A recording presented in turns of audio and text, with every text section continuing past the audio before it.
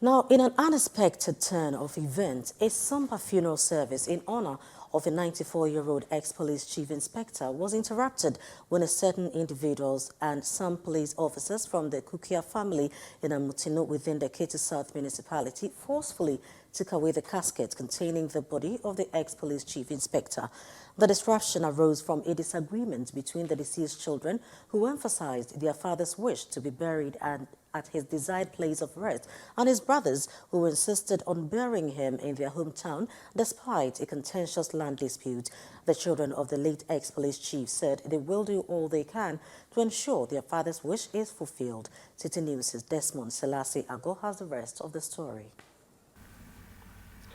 According to the children of the late ex-police chief inspector, Daniel Mensah Kukia, the late chief inspector told them, other family elders, and even friends and neighbors of his fervent desire to be buried in a designated area on the compound of his private residence in Toko. After his death, his children dug a grave at the supposed place designated by their late father, awaiting his burial. But in a rather bizarre twist of events, some members of the Kukia family and the brother of the late ex-police chief inspector insisted on burying him at his hometown in Amutinu, a tidal wave and flood-prone area. This, according to Churchill Kukia, son of the late ex-police chief inspector, led to some members of the extended family storming the funeral grounds to whisk away the caskets for burial at an unapproved place.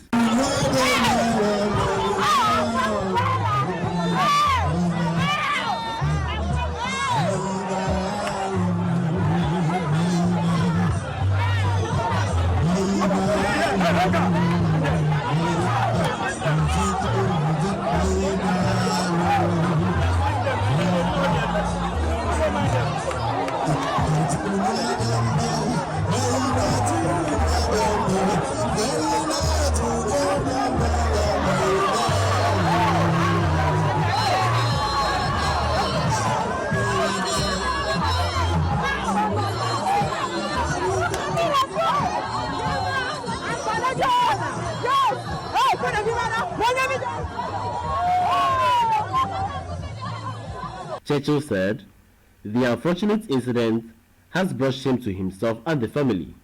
Before my dad died, he had made it known to people around, both family and non-family members, that is, neighbors around and friends who come to visit him, that when he dies, he wants to be buried. He desired to be buried, or he wanted to be buried in his compound, in his house here. So I don't know the motive that these people have as to the body of my late father, especially the man, my late father's younger brother, the Kukia. So I think there's some very ulterior motive this man is, hatching, which I cannot fathom as at now. We suspected that these people may have something, but we don't know that it will degenerate to this extent. In fact, the whole scene was a very sordid one, was a very embarrassing one, especially for me, because my people came from Keta Secondary School. My college teachers came from Keta School to come and witness the burial of my late father. It was a very embarrassing moment. Even up to now, I'm still embarrassed. I can't look up to the faces of my colleagues, very educated people. So they struggled, and then eventually they went and buried the corpse in the grave that they dug in that morning of the 23rd March. Although the grave dug at the residence of the late chief inspector has been sealed, Churchill said the new place of burial of his father may pose a threat to the community and also the corpse of his father, given the effects of tidal waves and flooding in the area. He also stated that the land on which his father was buried is a disputed one. My greatest fear is the action of the tidal waves and then the lagoon.